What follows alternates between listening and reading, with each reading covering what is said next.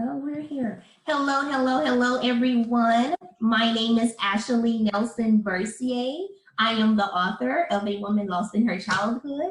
I am a wife, a mother, a nurse, a leader, and also a volunteer in my community. Thank you all for tuning in on this episode with Let's Talk with Ashalee. This platform was created to help those who have experienced some type of hardship in life, particularly during their childhood. Such as teens, young adults, not only women, but men too. I hope to help many all over the world to know that they are not alone. And now I'm going to allow our special guests to introduce themselves. And we can start with Miss Debbie. Hello, my name is Debbie Schneider. I'm also a mother and a wife and a daughter and a nurse, and I am a temperature checker at church. So, yeah, that's me. Good. Thank you, Miss Debbie. Thank you for that. Miss Sarah? Yes, I wear all of those hats too, except a social worker hat instead of nurse hat. So, yeah. That's it. Thank you. Welcome. Welcome. So, if you all would allow, please bow your head. Father God, in the name of Jesus, I come to you right now just to say thank you, dear God. Thank you for this opportunity today. Thank you for allowing us to just share this word with your people, dear God. I want to thank you for our special guest, dear God. Thank you for allowing me to share this message with others. And I pray that this blesses others, dear God. Let your will be done. And in the end, that you will get all the glory. In Jesus' name, I pray, amen. Since we work together, I want to ask you, how did you see me as a colleague? And this time, I'm going to start with you, Miss Sarah. Yes, I just felt like you loved your little people so much. You know, for background, we worked together in the hospice setting, and I mean, I was brand new to hospice, and just anytime you talked about your patients at all, it was just with so much love and care, and it wasn't just another visit. It was that this was a person who mattered, and like, you know, the social workers to gain, like, what did you do for work and who are you as a person? But you took that role too, and you genuinely cared about who they are, and not to let their illness define them as a person. Yes, thank you. I appreciate that. Thank you so much for that, Miss Sarah. Okay, Miss Debbie, your turn. How did you see me as a colleague? Well, I saw you as a beacon of light. I saw love just exudes out of you to the people that you care for. You're bright, you're smart, you're compassionate, you're empathic, and everybody is drawn to you like a moth to a flame. Wow, that's beautiful. Thank you, ladies. I appreciate that. It's my first time hearing it as well, so I'm fluttered. Thank you so much for that, lady. Okay, so now we're going to start with your questions for me. So if you would like to start with that, I will ask Miss Debbie if you're okay with saying your question at this time. You know, you had a chapter in there where you met the man who would eventually become your husband and the father of your children. And it wasn't just clear how you developed that trust after having so many non-trusting male relationships in your life, and how it was different from the others. I would say that's a good question, Miss Debbie. I would say I developed that trust because it was, when I first met him, it wasn't a need from me at all. He automatically kind of showed that love and appreciation to me. I'm still wondering, I go back to think about, was I still vulnerable because of my past situation? But then again, I just believe that it's because he offered me his heart, and he didn't require anything from me. And we began as friends. So we had this conversation for a few months, and I really got to know him. Still, when it came to the trust issue, I was still, since he was a male and I had a daughter at the time, I was still kind of skeptical on the trust issue. So I gradually, as the year went by, I gradually invited him in, and we actually started dating at that time. Great. Good to know. Good question. Good question. Any other questions for me? Let Sarah do one and come back. Okay, that sounds good. Miss Sarah, your question. What do you want to know? So there are obviously lots of mentions of your faith through your book, but was there ever like a moment that you were like, God just told me something, and like, I just feel like a lot of times people that go through traumatic experiences have like a moment that they remember that they're like, that was God's voice that I heard right at that moment, and I knew what to do, and that was like confirmation of my faith forever. Do you feel like you had one of those moments, or was it just you just always knew he was there? As a child, I can't recall having one of those moments. I just believed and had the faith that he was always there. And I believe that it's my belief in keeping the faith of knowing that he's there, that's what kept me. Now, as an adult, I became more aware. I realized that when I would experience certain situations when I had no way out and things would just happen and occur and it would work out for me. And I just was like, I know that's God. I just know that's God. I was just more aware of how things happen in my life. And it was, I'm telling you, I can go on and on about certain things, but yeah, it's more of just having the faith and believing. Okay, so I'm gonna go back to you, Miss Debbie, and Okay. your question. So I was wondering how you decided to raise your daughters differently, knowing what you've been through and what might be against them growing up. How is it different for them? Well, what I realized was getting them out of the environment. Once I realized that staying in the environment, I was becoming who I was connected to. And then I'm the type of person that's really easygoing, and I realized that I adjust to my crowd. So when I started making decisions that could have caused me my reputation and then affect my children's life, I was like, it's just time to go. I left the area where I was actually raised and experiencing all those situations. And now that I can say when I move away on the outside looking in, I see clearer and I realize that was the best decision that I have made. Because when you're in a situation, it's kind of hard to see, but that's another situation that I believe that God spoke to me and made me aware that I was better. Not to say I was better than anyone else, but that for me to become who I am destined to be, I had to move away because I was one of the ones that could have been trapped and caught in the situation and not really make it out. So now on the outside looking in, I feel like I know that that's the best decision that I've made for my kids because of where I came from. Now, making the decision of keeping them away from there, I tend to think, how would the kids feel about it once they become older? But I'm open with my kids. I have conversations with them. My oldest is 15. My second daughter is 11. So I'm open with them to their developmental level, and they understand certain things that happen, and they appreciate that I made the decision to move out. So that kind of reassures me and let me know that, hey, I'm doing the best that I can, the best that I know how, and it's working out. Everything's just falling into place. Wonderful. So, yes. Thank you, Ms. Debbie. Okay, Miss Sarah, did you have another question for me?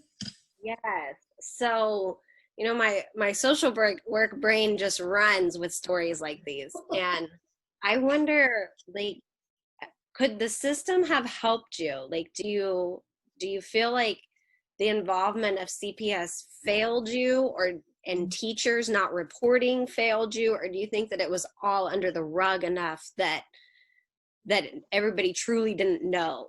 And so, yeah. like gaps of services. You know, obviously sometimes things happen that there's not service to be able to be provided, but do you think that different services would have helped you through those times?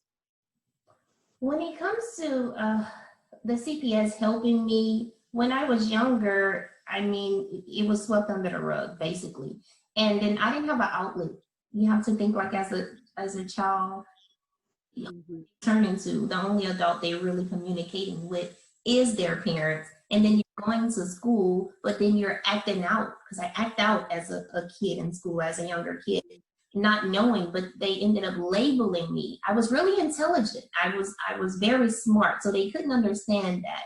They wanted to label me as ADHD, but she's really smart. So it's kind of like I was considered a troubled child. So it's more like nobody really didn't pay attention to me. But as I grew older as an adult, I realized I was just acting out based on what I was experiencing at home. And then Yeah. I mentioned in my other interview that I actually told one of my teachers for the first time, but I was in high school. I think I was a 10th grader. So at that time, I asked her not to mention it.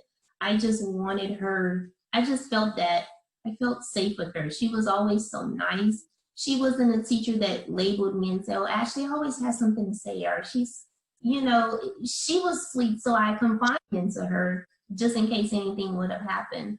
But when I can say this, although I experienced the hardship as a child, I still believe that the situation where I lived and where I stayed was the best for me. And turning to God and praying to God, He knew that that's where I needed to be at that time. And I truly believe that. So I wouldn't have as an adult now, I wouldn't have want child protection to take me out of the situation, because who knows where I would have been in that part. Because, you know, I realized that if you're not someone's own, they mistreat you. Someone can say they love you, but it's nothing like receiving the love from your own parents. It's just a different type of love. So I felt that where I was in a safe situation, because my stepmom was a family member. We were related by marriage. So I still was connected to some of my biological family members. So like that's when it came in, I probably wouldn't have seen none of my family and not know any of them. Yeah. So I'm really appreciative of how God just did it for me, honestly. I am. Even through the hardship, I'm okay with it. That's beautiful. Thank you. Okay, ladies, thank you guys for that. Let's see. So next question. I was going to ask you guys, how has my book inspired you in any way? I can start with Miss Sarah, if that's okay. Yeah. I always just think it's beautiful when people share their stories. And especially, you know, you and I unfortunately didn't get to work together that long, but, you know, to work with you and see how strong and confident is the word I'm looking for you are, and to know that that's where you came from is just beautiful. And anytime that I hear about people's past and see how successful they are today, it just reminds me to like remember, you know, that there's so many layers to people. You know, you're not just a nurse that is very confident in your work, but you're somebody who's overcome so much that then you're confident in yourself too, that then assists you with your work. But you're the person first. Yes, most definitely. Most definitely. Thank you so much for that, Miss Sarah.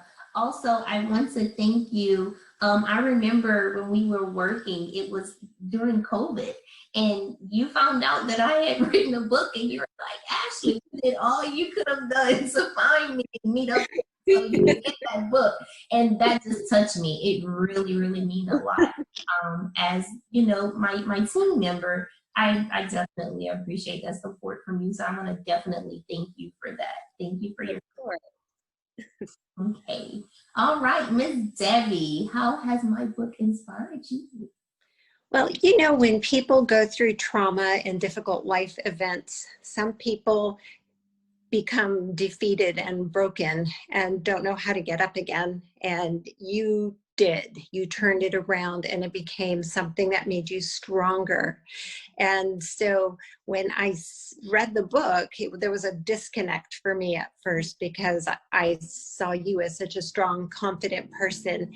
And then to see what you had been through, that was very inspiring. It was wonderful to know that you overcame and that you were able to, you know, jump over through all the hoops and over all the obstacles, just regardless. And you turned out to also be such a kind person, also for no reason. For no reason. For no reason. It's Yeah. easy for no reason. That's what I love that.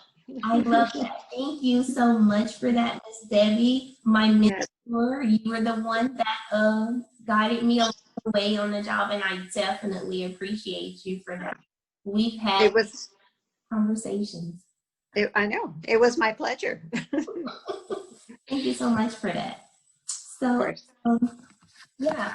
Anything I want to ask you, ladies, also, is it anything that you guys would like to share on your behalf? Anything that it has encouraged you with in your past situation? Or at this time, if you want to speak of a past situation that you actually overcame?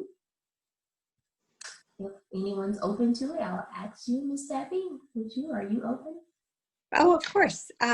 So I feel like my life was pretty lame growing up. You know, I didn't have what you had to go through, but we all get something. Our life is filled with trials and tribulations that we have to try to navigate. So for me, I guess the hardest thing was when I was diagnosed with breast cancer 2 years ago.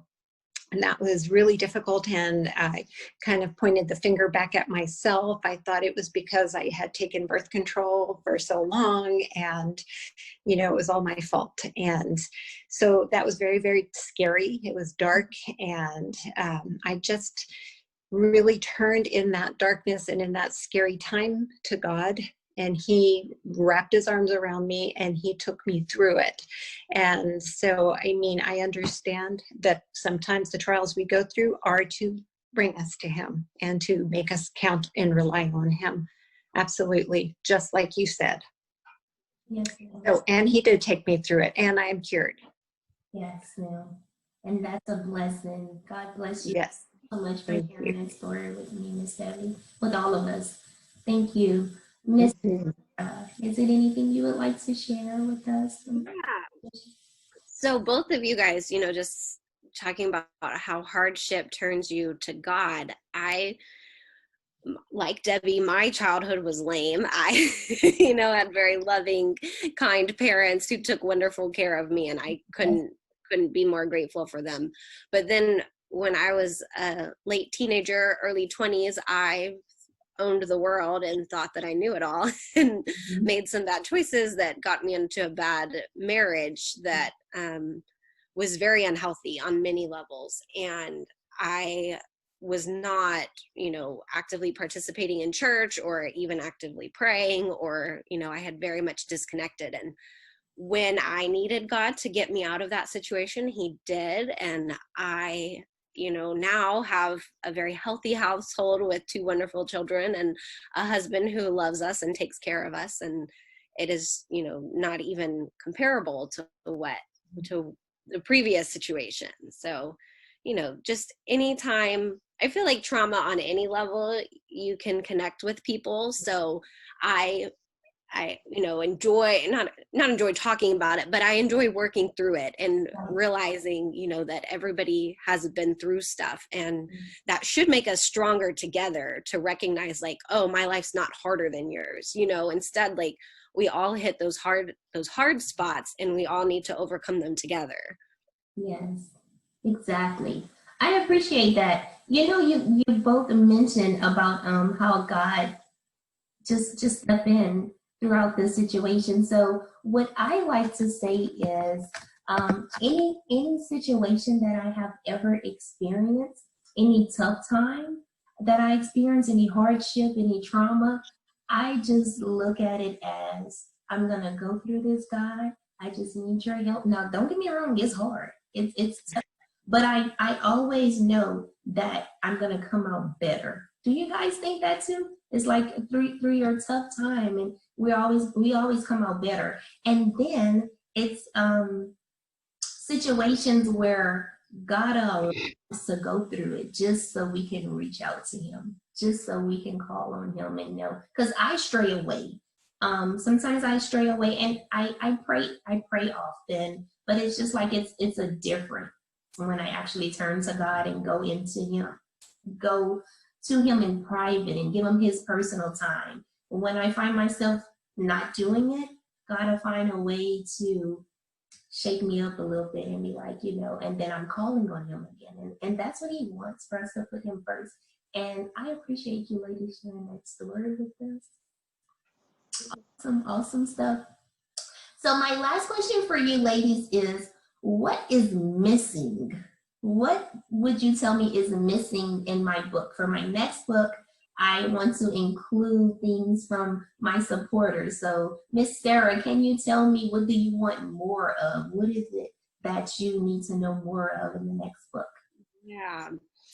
So I would just say more overall, and I don't want to discredit, you writing this book and using it like as a coping mechanism, because I know with all of your emotions and all of the past, like to even just put it out there is huge steps.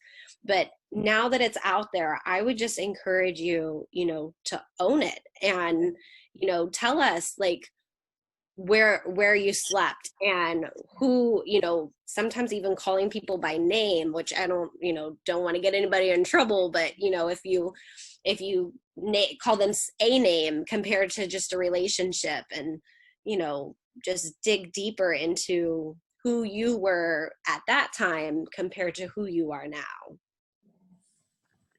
I agree.